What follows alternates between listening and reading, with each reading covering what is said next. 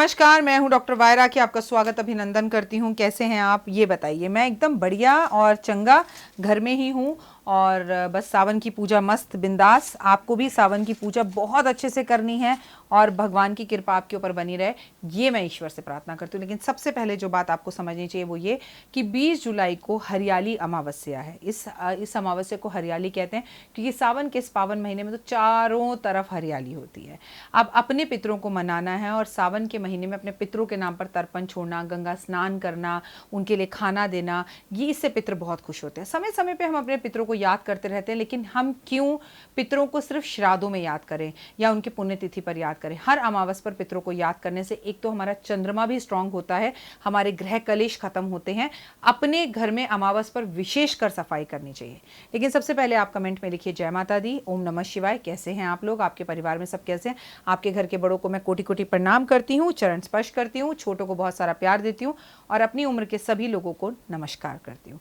खुश रहें, बिंदास रहें आप। अमावस पर आपके पितरों को मैं मेरी तरफ से नमन और प्रणाम। आपके पितर आपसे अगर किसी बात पर नाराज हैं तो वो आपको माफ कर दें, ऐसी मैं उनसे कामना करती हूँ। और अगर आपसे खुश हैं तो और खुश हो जाएं और आपको खूब सारा वरदान दें।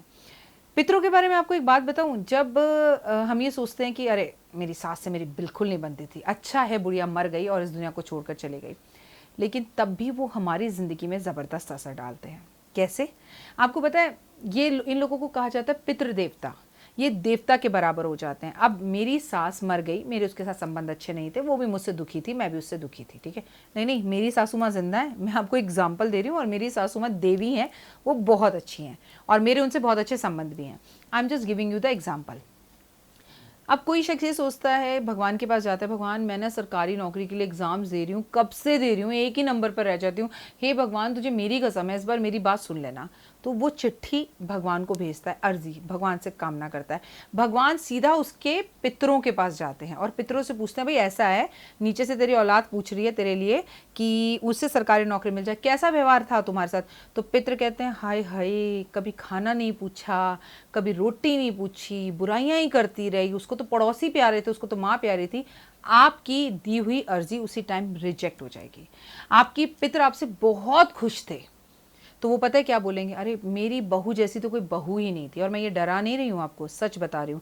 भगवान अगर मैंने भी कोई पुण्य का काम किया है ना तो मेरे बच्चों को लगा दो, आप प्लीज़ इसकी मनोकामना पूर्ण कर दो। और ऐसे में एक बात सदैव याद रखिएगा, जब तक ये जो हाथ बंद खुल रहा है, ये जो मेरे हाथ में है ना, तब तक दया भाव प्यार मोहब्बत, मेरी औलाद मेरा बेटा, ये सब रहता है। लेकिन जब ये शरीर छूटता है ना और आत्मा निकल जाती है तो हर मरने वाला इंसान ये सोचता है कि ये जो 4 लोग मेरे घर के खड़े हैं ना, ये भी मेरे साथ मर जाएं और अभी के अभी मेरे साथ ऊपर चलें। उनको कोई मतलब नहीं, बस वो अपने लोक में आपको लेकर जाना चाहते हैं। ऐसा कई लोगों ने अनुभव भी किया होगा आप में से। तो उनको ना इससे कोई मतलब नहीं होता कि आज उनके मरने के बाद आपको रियलाइज हुआ और आप अच्छे हैं, उन्हें इस बात से कोई फर्क नहीं पड़ता। इसलिए अपनों के साथ हमारे रिश्ते जीते जी अच्छे होने चाहिए। और अगर नहीं अच्छे तो अब लीजिए, गलतियां हो गई हैं, कहीं ना कहीं रिश्ते खराब ही होते हैं, अच्छे और खट्टे मीठे भी होते हैं। तो अपने पितरों का तर्पण छोड़ने पर आपके प्रति जो गलतियां आपसे हो गई, भगवान उनसे कहता है भाई वो तो हर अमावस तेरे लिए ब्राह्मण को खाना खिला रही है, अब तो तेरे लिए पूजा कर रही है, साड़ी भी दी थी उसने पिछली बार, इतनी पूजा पाठ वो तुम्हारे लिए कर रही है, अब तो उसे माफ कर दो। तो पितृ थोड़ा मान जाते हैं। इसलिए अमावस पर पितरों को मनाना बहुत ज़्यादा ज़रूरी है। अच्छा, बहुत सारे ऐसे लोग हैं आप में से जिनको ये सब बातें बकवास लगेंगी, लेकिन ये तो आपको मरने के बाद ही समझ में आएंगी। जब हम सब मर जाएंगे ना और ये सब हमारे साथ होगा, तब हमें समझ में आएगा कि काश हम समझ जाते। और आप में से थोड़े से भी लोग समझदार हैं तो प्लीज़ समझ जाइए, प्लीज़ समझिए। अमावस पर पितरों का तर्पण छोड़ना, उन्हें मनाना, उनके लिए दान पुण्य करना, और खासकर अगर वो हरियाली अमावस हो, खासकर वो सावन की अमावस हो। आइए जानते हैं चमत्कार उपाय। सबसे पहले तो भूखे जानवरों को भोजन कराना है आपको। बहुत आसान उपाय बताती हूँ मैं कोई बड़ी बड़ी चीज़ें और मैं रॉकेट साइंस वाली बातें नहीं करती हूँ। अपने पितरों की पूजा करनी है, उनकी तस्वीर को साफ कर लीजिए, आज उतार दीजिए, उनके आगे एक दिया जला दीजिए, उसमें सावन का महीना है, गेंदे के फूल बड़े अच्छे बाजार में आए हुए हैं, गुलाब के फूलों की, सफ़ेद फूलों की माला अर्पण कर दीजिए। आटे की छोटी छोटी गोलियां बनाकर पितरों के नाम से मछलियों को खिलाकर आइए, इससे आपका राहु भी अच्छा होगा। चींटियों को पितरों के नाम पर भोजन दे दीजिए। पता नहीं मेरे घर के बाहर मेरा पितर चींटी बनकर खड़ा है या किसी गाय के रूप में खड़ा है या किसी गिलहरी के रूप में खड़ा है, तो आप उनको दान कर दीजिए। अब हम करते हैं ना श्राद्ध पर, हम गाय की रोटी, कुत्ते की रोटी, कौवे की रोटी, पंडित की रोटी निकालते ही है ना, हम मानते हैं ना हमारे पितृ इसी रूप में आ रहे हैं, तो अमावस पर भी हमें ये चीज़ें फॉलो करनी चाहिए। पितरों की तस्वीरों को साफ सुथरा जरूर करें, संभवतः हो सके तो एक नींबू सुबह मंदिर में रखकर शाम को उस नींबू को अपने सर पे से घुमाकर चौराहे पर फेंक कर आ जाएं। इससे अगर आपका कोई भी काम बंद है या आप बेरोजगार हैं तो आपको जल्दी रोजगार मिल जाएगा। और बीमार व्यक्ति के सर से भी इस नींबू को सुबह अमावस वाले दिन एक नींबू लें, मंदिर में रख दें किसी भी भगवान के सामने, और बेरोजगार व्यक्ति या बीमार व्यक्ति के सर पे से शाम को 21 बार उस नींबू को एंटी क्लॉकवाइज घुमाकर आप चौराहे पर फेंक कर आ जाएं। बीमार व्यक्ति सही हो जाएगा, बेरोजगार को रोजगार मिल जाएगा। दुश्मनों से बचने के लिए काले रंग के कुत्ते को मीठी रोटी अमावस वाले दिन खिलाना बेहद उत्तम होता है। और अगर कुत्ता रोटी खा ले तो आपके ऊपर जैसे भी क्यों ना दुश्मन पीछे पड़े हों, वो आपके दोस्त होना शुरू हो जाते हैं।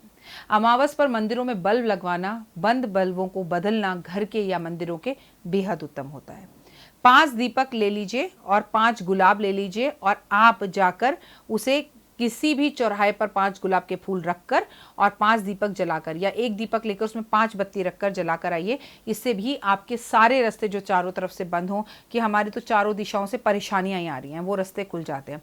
4 दिशाएं तो उत्तर, पूर्व, पश्चिम, दक्षिण, और 5वां जो दिया जलाते हैं ना आप, वो आकाश के लिए होता है। ये बात याद रखिएगा।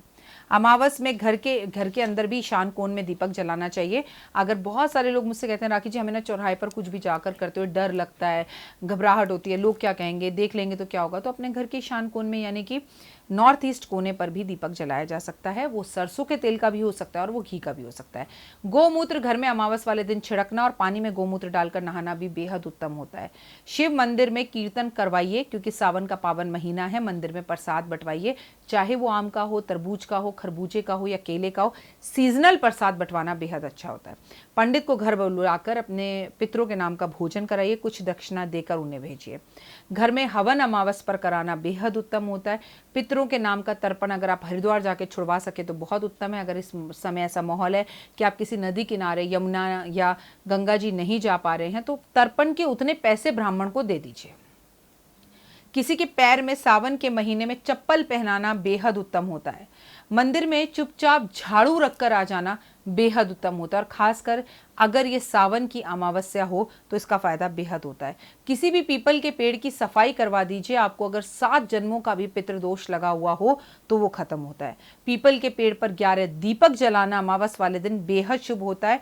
इत्र डालकर शम्मी के इत्र ले लीजिए, शम्मी के पत्ते ले लीजिए, उस पर इत्र छिड़किए और शिवलिंग पर इत्र वाले पत्ते शिवलिंग पर अर्पण करना, वो भी शम्मी के पौधे के, और वो भी सावन के महीने में। ये बेहद शुभ होता है। इस उपाय को करने से आपको बहुत ज्यादा धन लाभ होता है और इस उपाय को करने से भगवान आप पर खुश होते हैं। लेकिन ये करना कब है आपको? ये आपको करना है हरियाली अमावस्या में, सावन की जो अमावस्या आ रही है उस पर अपने पितरों को खुश करने के लिए। क्योंकि सावन के महीने में हम गेवर खाते हैं, खीर खाते हैं, पूरी खाते हैं, लेकिन अपने पितरों के लिए हम कुछ नहीं करते। और हम सोचते हैं अरे वो लोग तो इस दुनिया से चले गए, हमारा क्या बिगाड़ सकते हैं और क्या बना सकते हैं। यकीनन वो जब हमारे साथ थे तब भी वो ही हमारा भला कर सकते थे, हमारे माता पिता, और इस संसार से जाने के बाद भी वो आपकी वो मन्नत पूरी कर सकते हैं जो स्वयं भगवान भी नहीं कर सकते। क्योंकि माता पिता का स्थान भगवान से भी ऊंचा है, गुरु से भी ऊंचा है। इस बात को आप हमेशा याद रखिए कि जिन्होंने आपको जन्म दिया है उनका एहसान आप कभी, एहसान कह लीजिए, एहसान एक्चुअली बहुत छोटा वर्ड है, आप उस चीज को प्यार से ही रिटर्न कर सकते हैं, इसके सिवा नहीं। तो अपने पितरों को अमावस पर जरूर मिला लीजिए। फिलहाल मुझे दीजिए इजाजत। 5 मिनट स्टोरीज चैनल अगर अभी तक आपने लाइक नहीं किया, सब्सक्राइब नहीं किया, शेयर नहीं किया, तो मजेदार कहानियां जो सावन में मैं आपको कहानियां सुनाऊंगी, वो शिव और पार्वती से जुड़ी हुई कहानियां हैं, उस चैनल पर जरूर देखिए आप। फिलहाल दीजिए इजाजत, नमस्कार।